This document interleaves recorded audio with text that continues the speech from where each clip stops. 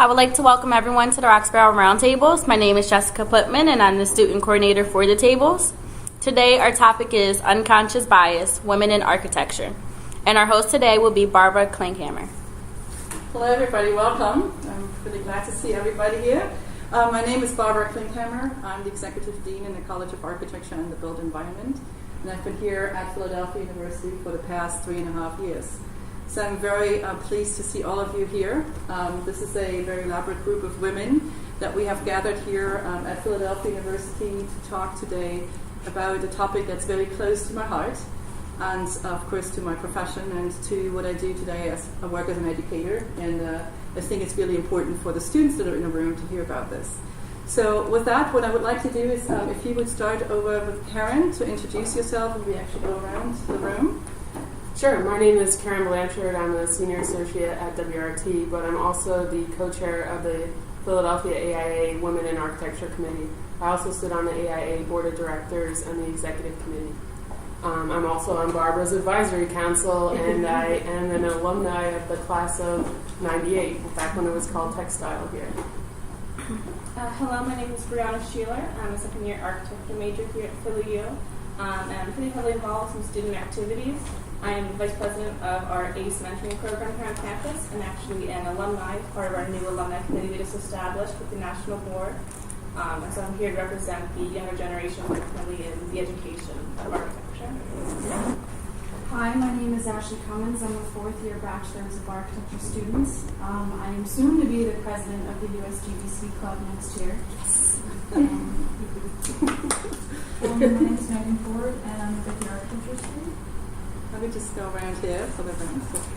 My name is Marguerite Anglin. I'm an architect and project manager at Temple University, working in the Office of Planning and Design there. I'm also the past president of PhilaNOMA, which is the Philadelphia chapter of the National Organization of Minority Architects. And I'm also the current board chair for CHAD, which is the Charter High School for Architecture and Design in Philadelphia. I'm Susan Froston. I'm currently one of the associate provosts. I've also been a full-time faculty in the architecture program. I'm a registered architect in New York State, lead accredited professional, and as of this week, vice president of the Pennsylvania American Council of Education Women's Network Planning Board, which is reforming. Hi, I'm Cecilia DeNegri. I'm a registered architect. I'm currently Senior Director of Architecture at Temple University for the Project Delivery Group, which is involved with planning, design, and construction, and the rollout of the master plan for the campus. I'm also on the Advancement Council with an illustrious group of advisors to Barbara's department, and I was a owner of my own business for about 20 years in Philadelphia. I'm Belinda Daisy. I am a recent alumni to Philly U, graduated about 3 years ago. Currently I work at HDR as an architectural designer, and I try and come back to as many alumni-oriented things here at the school because I like to just be hands-on and give my experience to all the other students here. Thank you all. I think I would like to just have the students say who they are in the room, so would you just go ahead? My name is Teresa Kierans. I'm a first-year architecture student. Hi, I'm Olivia Diago. I'm a first-year architecture student. And I'm Olivia Ramigos. I'm a second-year engineer. Thank you. So I hope you actually engage in the conversations. You would really appreciate that. Okay? Let me just give you a brief introduction about the topic that we're discussing here today.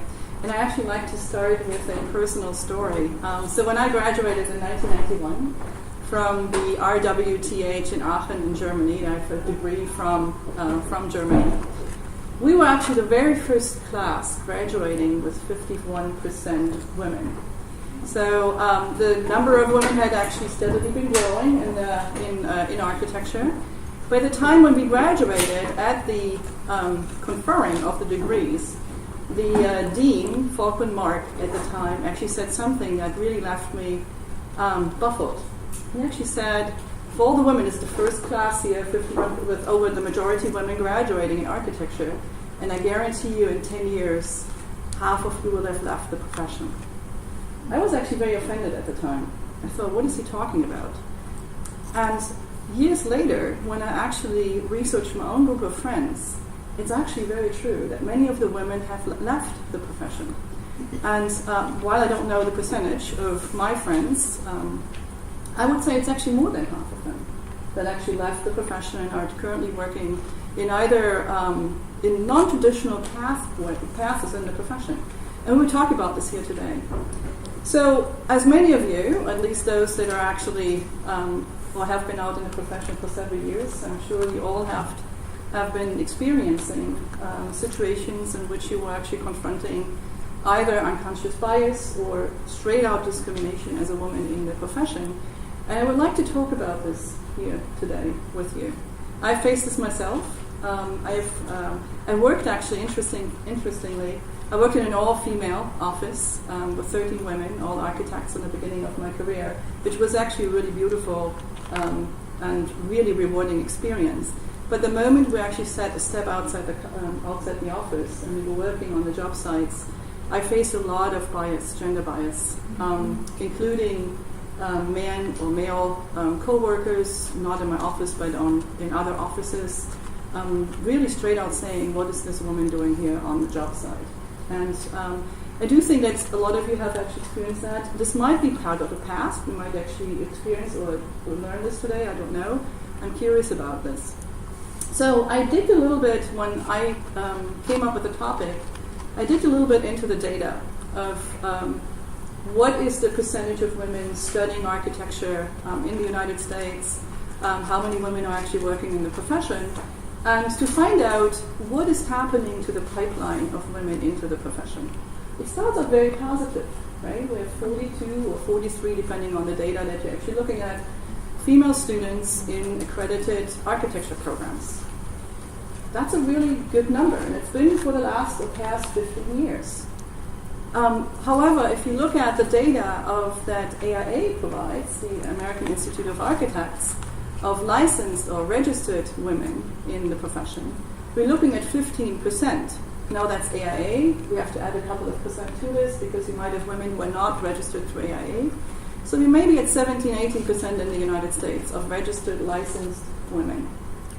If you look at the Bureau of Labor Statistics, which is actually a number where you count also women or architects that are working in the field of architecture that are not necessarily licensed, you actually have a total number of 25%, so a quarter of the employees in an architecture office working in the architecture profession are women in the United States, 25%. So what happens to those 17%? Right, that are actually the difference between 42 in architecture schools, so over the last 15 years, that's actually quite a long time, to when they actually get out in the profession. So I digged more into this, and I looked into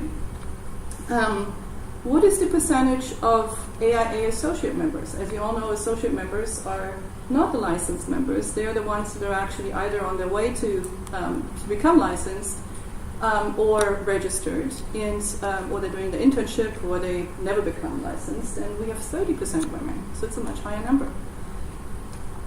You all are familiar with IDP, the Internship Development Program, and the Architecture Registration Exam. Most of you are hopefully either aspiring, or I know you are registered architects in the room here.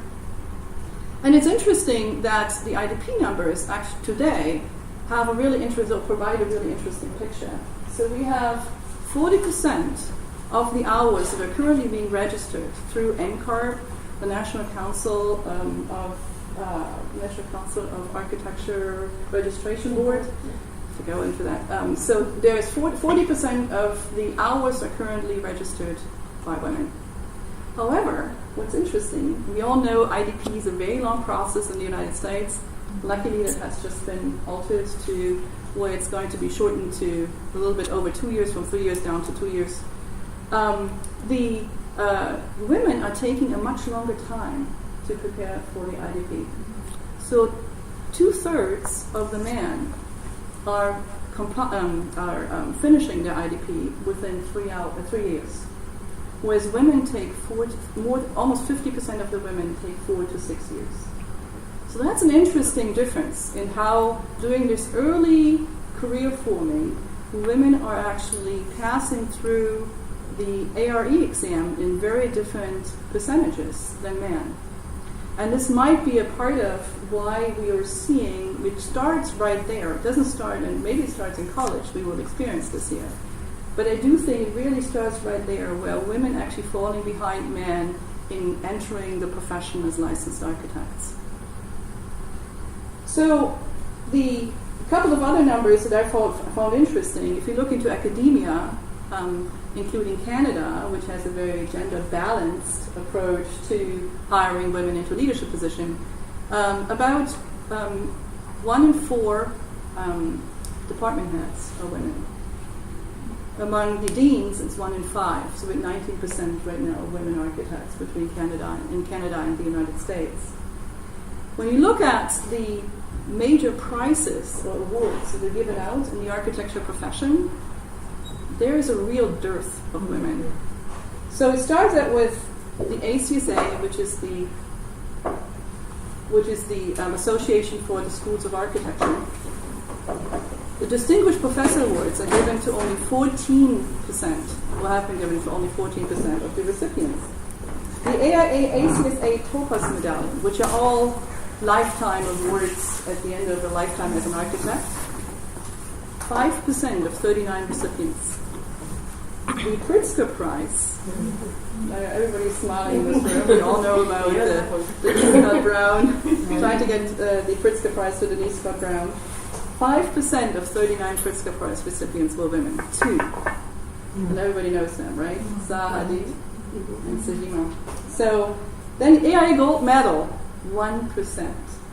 That actually tops everything, I think, of 69 recipients. So we have really a problem here, right? That women they're not actually in the pipeline of from when they start in college, where everybody's very enthusiastic about the profession. Somehow that pipeline has a leak, right? And when you really look at how it actually builds up to the highest awards in architecture, the leak is pretty fundamental, right? That's a big hole. That's not just a leak. So we're meeting here today to discuss what drives women out of a promising career in the architecture profession. Why are women leaving the profession in higher numbers than men? What are the challenges in a male-dominated office culture? What changes need to occur to increase the number of women and minorities in the profession? And with that, I would like to start and ask Cece, okay? Can you share with us a personal experience when you personally experienced unconscious bias in your profession? Thank you, Barbara. It's hard to listen to those statistics. And, I kind of try to ignore that information on a daily basis and just pretend that there's not bias in the workplace. But I think on a daily basis, I'm pretty much the minority at the table in management. There are 2 women usually in most of the meetings that I'm in, senior management, on a weekly basis. And I guess I was thinking about my early career days when I got out of college and I was licensed, and my husband and I got out at the same time. We were both working in Philadelphia. We both had the same experience and the same education. I was in a little bit bigger firm than he was, but they were both well-established firms. And he advanced quicker in his career financially and in terms of responsibility than I did. And, certainly we're not similar people, but that was very, very interesting to me. And when we had performance reviews every year. All those reviews were done by men, and I really had to fight to be in a position where I was compensated similarly even to the males in my firm that I was in.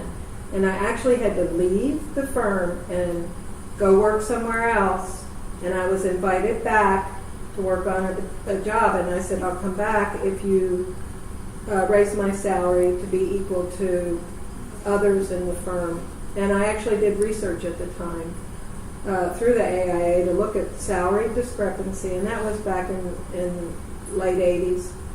To put, unfortunately tell you how old I am. But there was a lot of discrepancy, and I think something that I heard recently was that men are really judged, when they're evaluated, they're looked at as a person with potential, and they're judged by what they can do, and we're always evaluated by what we've done, like by our accomplishments. Not so much about potential, but by what we've achieved and how we've proved ourselves. So I think I have felt that in most of my professional life. So now there's somebody else who would like to chime in.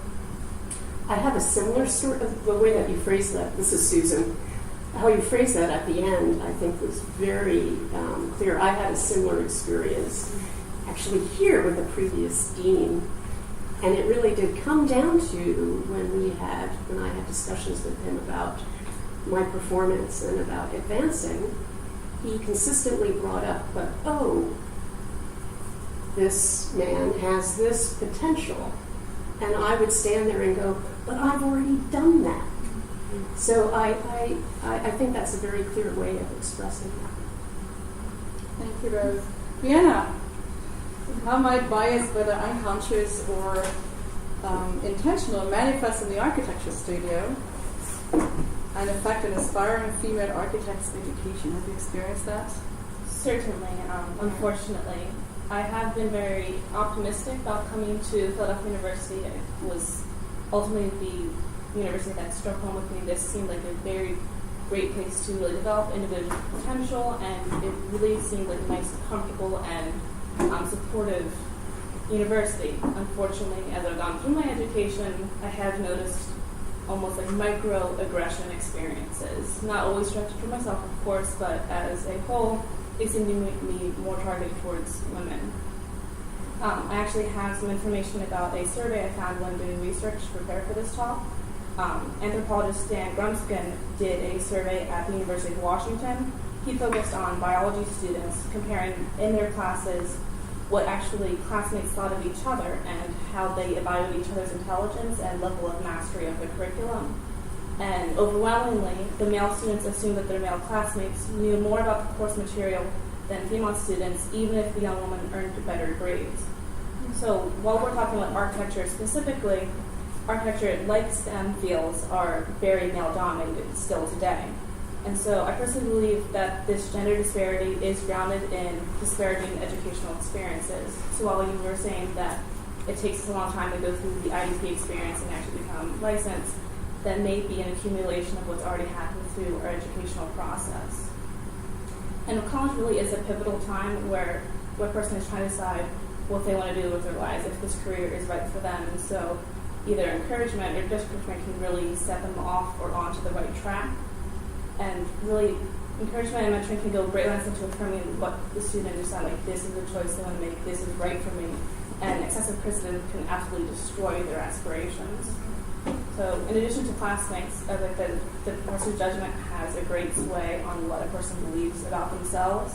And studio is the greatest example because that is a very subjective course. It all comes down to that final crit where you have all your work up on the board. It's been weeks worth of work, blood, sweat, and tears, literally sometimes. And if you have a bad crit, that can completely destroy your spirit.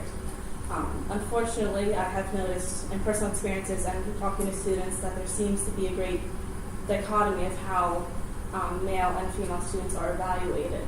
That could come into play that the fact that a lot of our guest critics are middle-aged white men. While yes, they have absolutely great experiences, I'm not questioning at all their expertise in the field, I do think a variety of diversity in both age, gender, and even ethnicity would be a great way of opening new perspectives to our evaluation.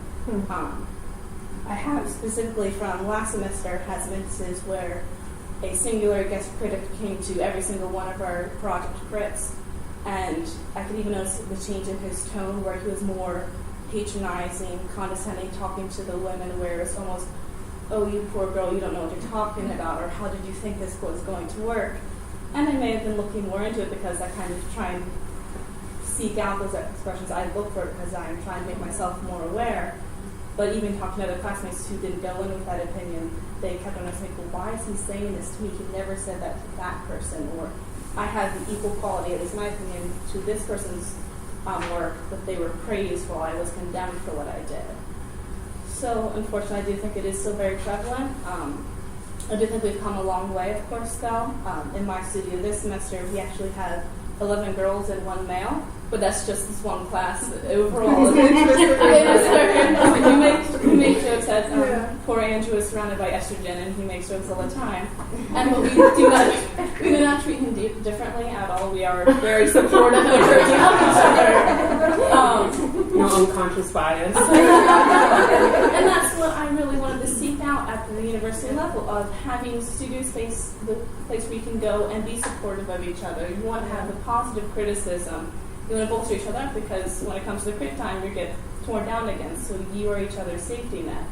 And so as a year in whole, we are pretty well balanced between male and female population, and all of us, I would like to think, consider each other equals, where we really want to make sure that we are each other's support when it comes down to proving ourselves against others. I do think it really reinforces the idea of that we really need to pay attention to diversity in terms of our full-time faculty, our adjunct faculty, of the student population, who we are bringing in as critics, etc.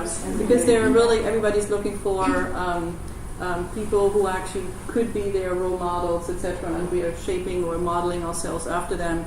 And I think these kind of experiences that you're talking about can be very negative and can have a very negative influence on your professional career, because we really need to, part of going to college is building confidence and becoming a confident citizen. Belinda, in comparison, have there been any noticeable differences between the older males and the younger males' interactions with female co-workers in your experience at HDR? Yeah, well, it's interesting that Brianna brought up the mentioning of just tonality of how things are said to you. Because I noticed that was one major thing that I did see in my just like working environment, that men would speak a little gentler to me. You know, it's not like a barking or stern type of voice. It's like you're about to break down and cry at any minute type of voice. And it's they act as if I will not be able to handle whatever they're about to say to me. And then the second thing that I noticed is just the workload. Sometimes they may not give me something because I'm not sure how I'll do at it, or if I'll be able to handle it. So they'll give it to the nice young man who's sitting next to me. But I did notice that it's getting better. I guess it's different than your experience. When I was in school, the males in my class, they were very supportive. They would always say, they would ask my opinion for things. Even the professors, I found that if they're going to be critical, they're going to be critical to everybody. Like, if you did something wrong, you did something wrong, across the board. But then also, if you did something right, they would praise you. So I feel as if the younger males, just because they're growing up with more females in the field, that it's slowly like growing on them. Like, these women can do things, and they're doing really great things. So Susan, as a professor of architecture and senior administrator at FILIU, my colleague, can you address the academic environment? How might instances of bias affect a female architect's behavior and thereby reinforce the prevalent stigmas which provoke this bias? I think that's a great question, Barbara, and I'd like to reference your initial story, but with a twist. Upon entering architecture grad school at Columbia University, our professor told us that we were the first class that was more than 50% women. And I think it was actually like 54%. And that was at what school? Columbia University, Graduate School of Architecture, Planning, and Preservation. And this was the late 80s, and he said that this was the first time, except the twist was, he turned to the guys and said, there is not a single woman in here that is quota. And he also said that to the guys that you better watch out. And I'll tell you, it was like, saying it now, it sounds kind of odd, But it really set a tone for our 3 years, and the women really excelled. And going to your story, I am fairly certain that every woman in that class is still in the architectural field. A different experience. Whether they're practicing, but I think it speaks to your question a little bit. So to preface this, like in terms of the challenges, I think it can really differ from institution to institution. I think it can differ from region to region. I had, great experiences as a woman in the office, in various New York offices, and didn't really feel like I experienced bias. I think it can be different discipline to discipline. I think it can be, particularly for the students, I think it can be different from course to course, and I think it can be different from year to year, right? So I think that these things, there's no sort of generality to it. However, I think the second half of your question, and this is in support of Brianna's experience, I think starts to get to this question of stereotype threat. And this is when an individual's expectation that negative stereotypes about that group, and in this instance women, will adversely influence others' judgments of her performance. The research also indicates that stereotype threat through additional stress can negatively impact a person's performance, resulting in underperformance. And the psychologist Claude Steele and others have done extensive research on this over the course of many decades. And actually, there's a great book that a group of us, a cross-section of faculty and staff on campus are reading by Claude Steele called Whistling Vivaldi, How Stereotypes Affect Us and What We Can Do. So it's a great entry into the topic. So there are also studies, and one of them which Brianna referenced, that indicate that there is bias, either intentional or unconscious. One in the student peer-to-peer recognition of excellence. Also, there are studies that indicate that faculty peer review of faculty research and grant proposals is biased positively towards men. There's also studies that indicate student evaluations of teaching that bias comes into play. In what way? That it tends to be biased against, or biased in favor of men, and biased against women and underrepresented minorities. And some of these studies actually also indicate that it's women as well as men that are exhibiting this bias against women and underrepresented minorities. So that's really interesting. So I think this need for resiliency becomes really important in order to not allow those microaggressions or biases to limit one's performance. But if the bias is constant and consistent, it becomes oppressive. And I think that even goes to our initial two sort of parallel stories where, your professor said, half of you won't be here later on, and whereas my professor said, the women here, are bound to excel. Well, I think it's also what you said in the beginning. There's a big cultural difference, of course. I was actually educated in Germany and actually worked as an architect in Germany. And so you were actually in New York, and working in New York, I would actually say much more progressive environment. And I would say that when I first moved to Philadelphia, I did experience far more bias against women. Yeah, interesting. It was palatable. It was palatable.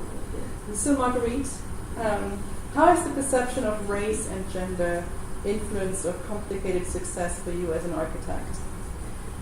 Well, as an African-American woman and a licensed architect, I'm actually one of, I think the number is around 300 and so licensed African-American women architects in the United States. So it's a very low number. And when you have that, you're kind of, it's interesting. You're in the minority because you're a woman, and then you're in the minority because you're also, of another culture most of the times. And Cece mentioned a lot of the times she found herself as a minority in the room in the professional sphere, and I would definitely have to say that's been my experience as well. And even, upon just interacting with other people, you get that kind of wide-eyed, oh, you're an architect, really? What can you do? What have you done? And so that, there certainly is a perception, there of, well, I don't really have a grid for a black architect, or I don't really have a grid for a woman architect. And you put those two together, okay, well, so I think that has really challenged me in a good way. It's made me, I've had to work very hard to prove myself. I think I already have a very hard work ethic, but I think it's even more so made me kind of go overboard in some aspects. Just making sure when I come to the table that people know that I do know what I'm talking about.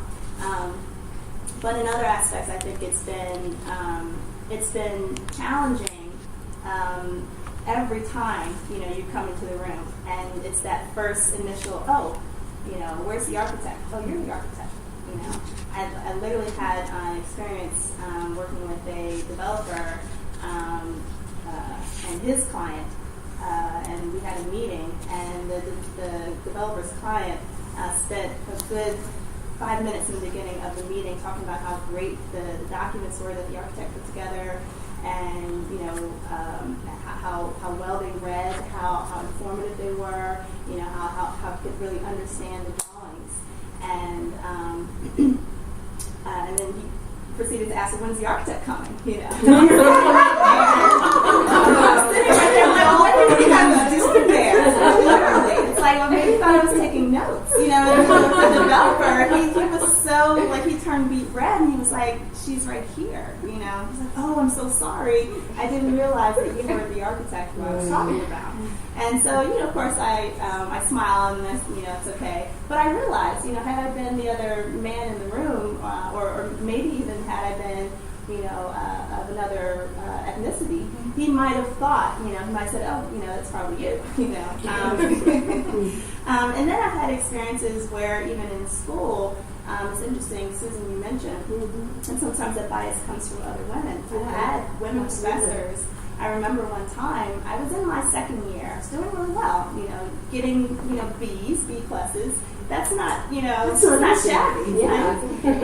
In my studio, and I felt I've had a good relationship with my professor, and so I was asking her about, how do I pursue internships, and what did she think about that? And she proceeded to tell me, don't worry about getting any internships. You may not continue. You may not, figure out that you may not want to do this anymore. And I was thinking, what have I done to make her think that? Why would she assume? And so thinking back on it, I think she probably, again, may not have had a grid for maybe many African-American female students completing or even, continuing on. So she was thinking, well, you don't even have to worry about that, rather than giving me some really solid advice and some resources to help me in my career.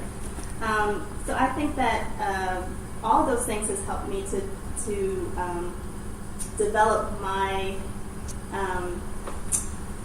desire to help other women and especially other minority women, and just those who are aspiring architects in general. I think through organizations like NOMA has provided additional platforms for leadership, which when you're doing things outside the office and you're able to kind of bring those things into the office, and it kind of validates, wow, this person has a voice in the world, this person is out there doing things that are visible. And so those outside organizations have, one, helped me to advocate for minorities in the profession, but also have helped me in my, in my professional life as well. This actually segues perfectly into the next question that I have for Karen and Cece. As leaders in your professions or in the architecture professions, how are you influencing the profession to make it more equitable, Karen? This is Karen. At my leadership role professionally in my office, one of my jobs is to go through recruitment and to look at resumes and look at portfolios and expand the team. And I'm in the trenches doing the design as well, so for me, it's really important to find someone who can, roll up their sleeves and work alongside me. And to me, that could be anybody. I don't look specifically at, well, we should add a woman today, or our polls are this way, we should have this ethnicity, we should, it's really about who can do the best job possible. I almost wish sometimes you could chop off the names on the resumes, or people are now putting their photos on resumes. I have weird mixed feelings about that, because I think it really comes down to who's the best person, the best candidate possible. And I'm happy to report that we've had a lot of recent hires, and they've all been female. And that's not because we said, there's just not enough. The balance is off in the office. It's just that they were the best candidates. Good to hear. One more thing I wanted to add was to tie into that, through the Women in Architecture organization that I'm a part of, that is a really great platform to continue conversations like this. And many of the people in this room are actually in that steering committee or attend a lot of our events that allows this platform. It provides mentorship at all different levels. So I think that's really important. Cece, do you want to add something to it? Well, this is Cece. Karen, Marguerite, and I were talking before this session, and we were talking about this question: how are you influencing the profession to make it more equitable? And Karen said something. She goes, "We've stayed in the profession." And I thought, yeah, that's right. We've stayed in the profession. We all have, and we're advocating for diversity in the profession. And you're acting as role models. And we're role models, and I think one of the most satisfying things for me in my current job is that I've been able to be a mentor, I guess, to we have interns in the office, male and female, that are going through the architecture program, and I'm involved in selecting them and nurturing them, and it's probably been the most satisfying part of my job. And they're so excited about being there, and I think we've had actually more women than men in those positions, and we've been able to help them prepare for interviews and look for jobs and look at their portfolios. And Marguerite and I actually went to graduation for them. So I think having a good distribution of women in the office, as well as being mentors to the women in the office, has been really powerful, I think. Yeah. And I didn't have any mentors in my coming up in the profession. There were 2 women, I think, in all of Philadelphia that I could really go to professionally for advice. That's what the Women in Architecture Committee, which was dormant for a few years and came back to life in 2010. And when I was invited to be a part of it, I thought, oh, this is great. This is kind of what's missing in my career. And that's actually how I met Cece at one of our mentoring events. And Susan came along, and Marguerite and I were working together at the time. And you just kind of find a commonality and a platform to have these conversations. I guess one thing, networking in the male world. I've observed, I used to do marketing pretty much for my own company, and men really know how to network and support each other. And I got involved in CREW, Commercial Real Estate for Women, and way back when we started. And, I've been involved in that group for almost 30 years. And we're all still helping each other with leads and support. And I think the more that we can do that for each other professionally, helping each other with opportunities, leads, is huge. And I think that's really important for the students and recent graduates in the room here to really find these peer mentoring or mentoring groups where you actually find support for becoming a successful professional. It's really important. Which actually segues into some questions that I have about licensure. And Cece, since you're right here, women make up 42% of architecture students, but only 17 or 18% are entering the profession and becoming licensed. What was your experience in obtaining licensure, and how has it affected your career? what advice would you give other women aspiring to be licensed, and do you think it is important? I think anybody who studies architecture should be licensed, whether it's male or female. And I think it's to your advantage to do it as quickly as possible. And you will advance, I think. And Marguerite and Karen are in the profession. I don't you think huge. it's true? Yeah, Especially as a mom. it gives you independence. Yeah. And you don't want to wait for credibility. Yeah, exactly. I don't think you want to. I mean, the statistics that we saw that women actually take 4 to 6 years compared to the majority of men who only take 3 years. That is really something that I think needs to change, where women actually see the same have the same aspirations of finishing IDP as quickly as possible to really get it out of their way and become a licensed architect. That's actually when you can say you are an architect, which is unfortunate in our culture, that there's really no word for somebody who's not licensed technically. So I really think for your own respect for the profession, your own sake, and as a professional in the architecture field, you really want to go and become licensed as fast as possible. I think advocating for the experience that you need to get IDP is probably pretty hard. Because you have to be, when you're in an office, you have to advocate to get responsibility. And from what I understand, for some of the younger women, it's harder to get out on the site and get construction experience. Yeah. And so you have to really step up and say, I need to get this experience to get licensed. And so you have to really be comfortable speaking up to ask for what it is Get you out of your need. comfort zone. Yeah. Right? And do things that you might not like in the profession, or you might not feel comfortable acting. And then when you do take the test, and it's great now that you can kind of jump in and take it right out of school versus waiting those 3 years, and that's why you might have postponed it for another 3 years. Often I've seen in an office environment, excuse me, that when females might fail one of the tests, they feel defeated, then they may take 6 months off, or a male might just keep jumping on doing the next exam. So I think also finding a collective group of people and take your exams together and push yourselves. Marguerite and I took ours at the same time, shared materials, in which forced us to do our exams in a great pace. Marguerite, you have chosen what some would call, this. Well, Evan Lane, I'm listening to the excellent support and networking systems that the women architects are putting together, but it still doesn't explain the numbers that you started out with. There's a huge difference in women graduating and women actually practicing. Huge. And what I love to hear is why. Do you want to answer that? I think part of it's the unconscious bias, and people go ahead. Did your... I had a different question that might be some of this. Why don't you talk first? This is Susan. So I think that this goes to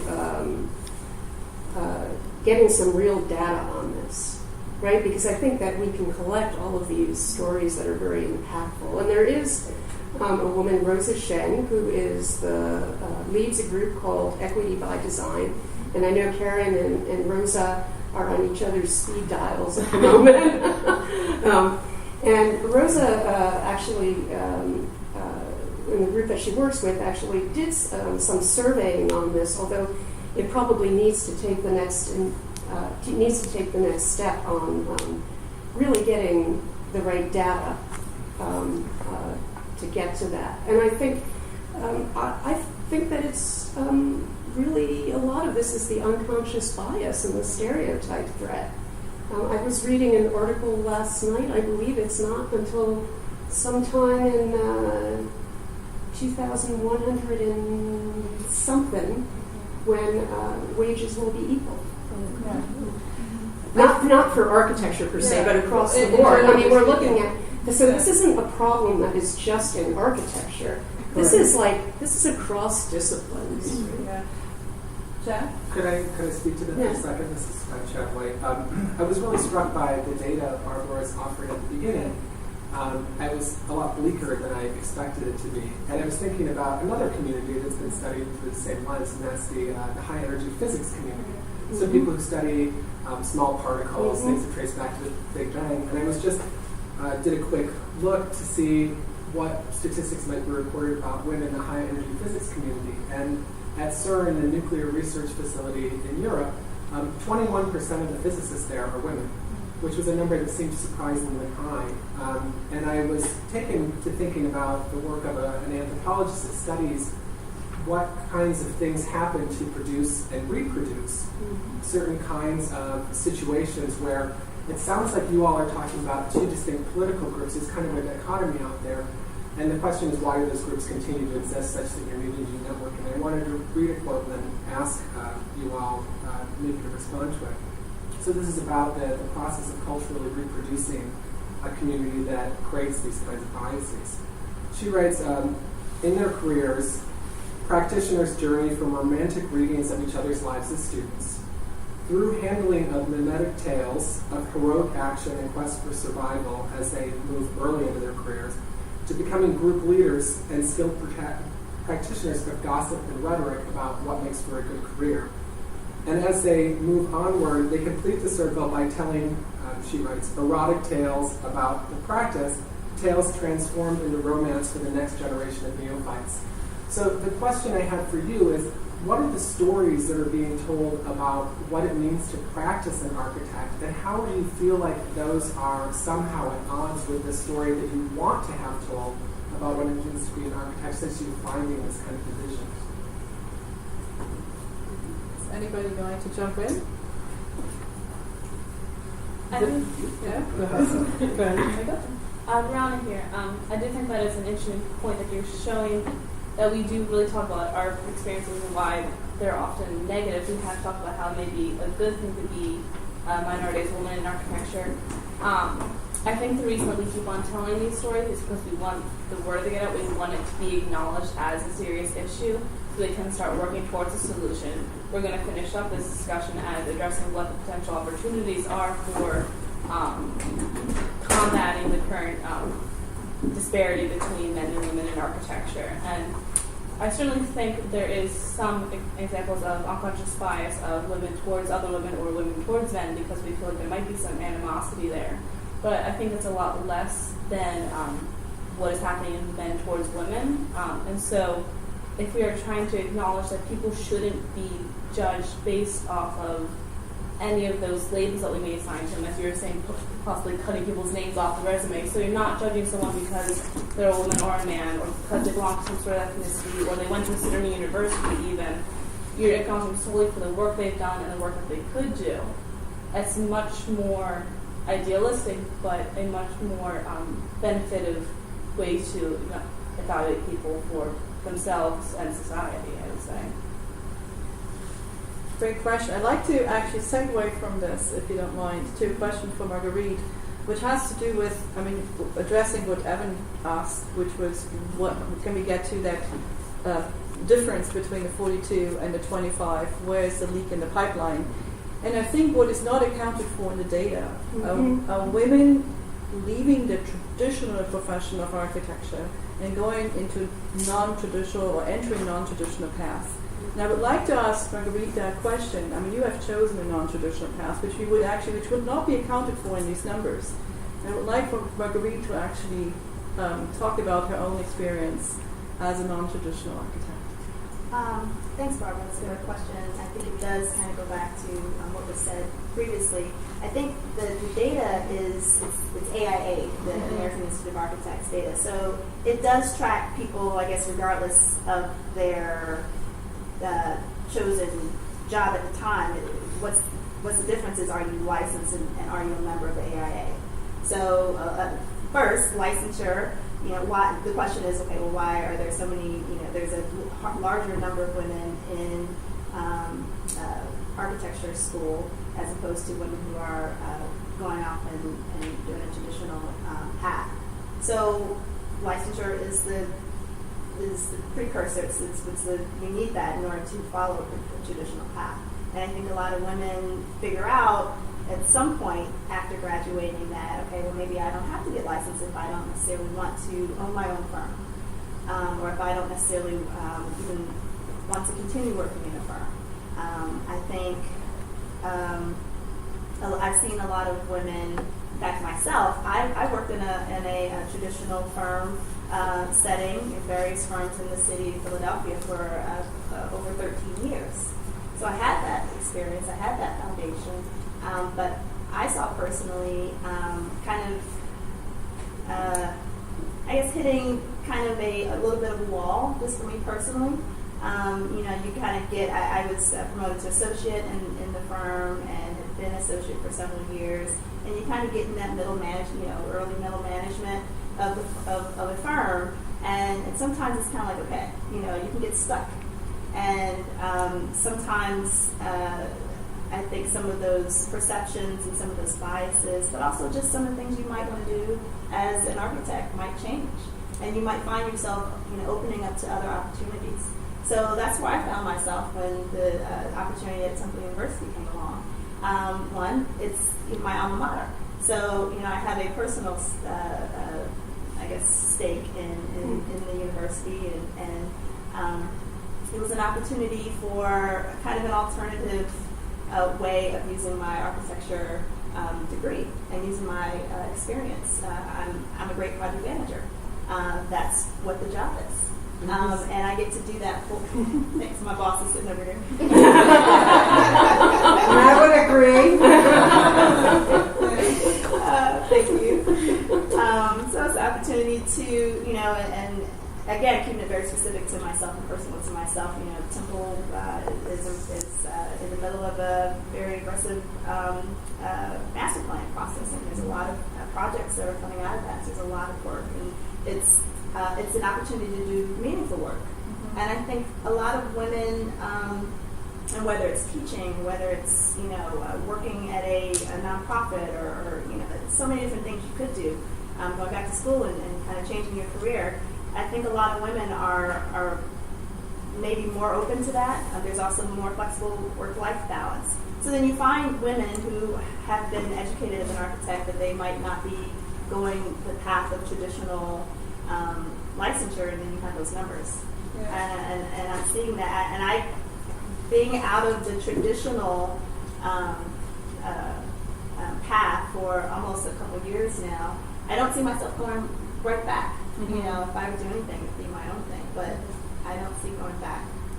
Yeah. I'd like to actually, with that, go to Ashley, if you're okay with that. Mm-hmm. So which has to do with, what are your aspirations as a current architecture student, female architecture student entering the profession, and aspirations in terms of leadership, but also hopes for what kind of work environment you find, etc.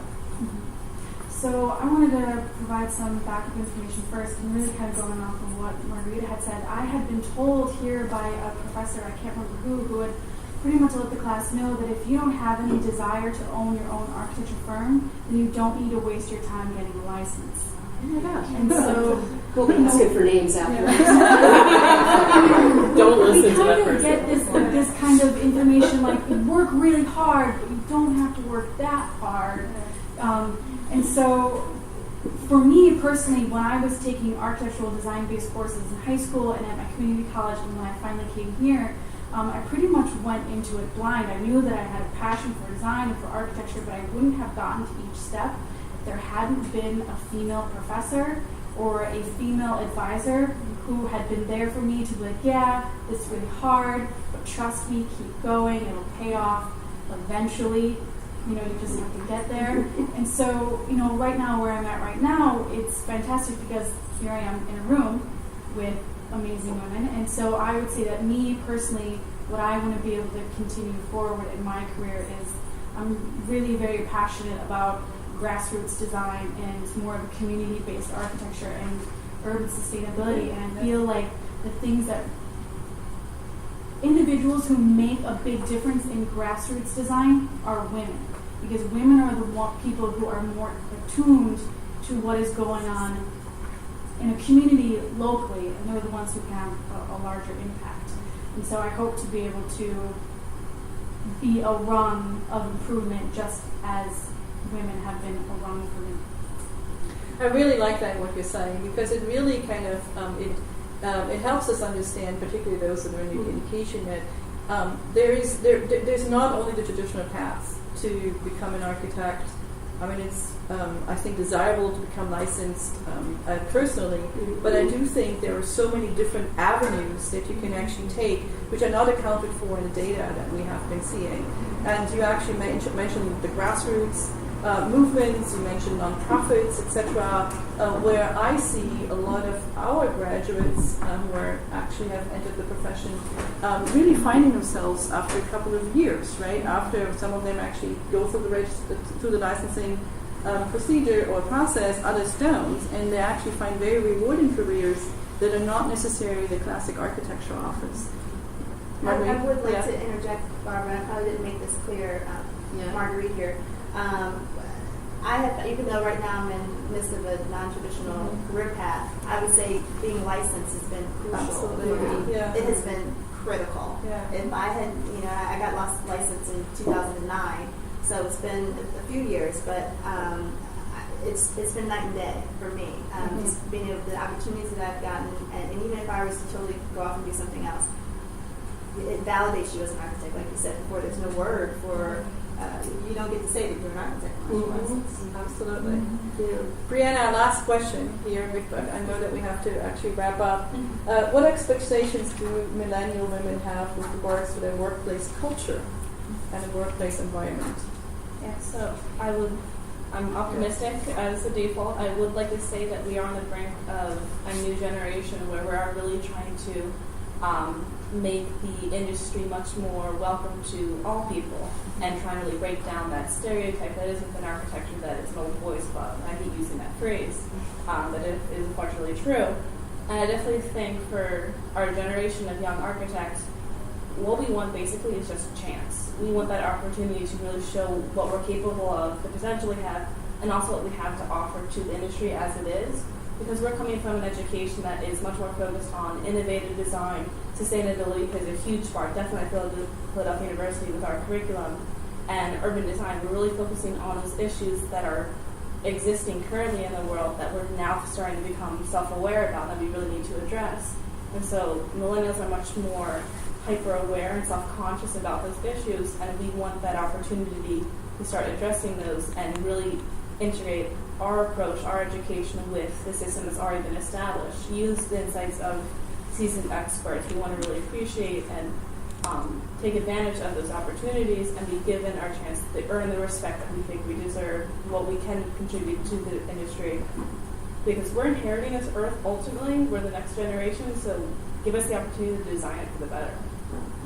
That's such a beautiful ending. We're very actually hesitant to add anything to this. I think there's something where I think we need to support each other. I think we need to support particularly our younger generation that is actually now in the college or is even entering college, and to support them as they actually enter the architecture profession, whether it's a traditional or a non-traditional path. But I do think support is peer mentoring, are some key elements in and really changing the workplace to where it's more flexible, more collaborative, and much more supportive. So with that, I'd like to thank all of you for participating here today. Thank you. Thank you.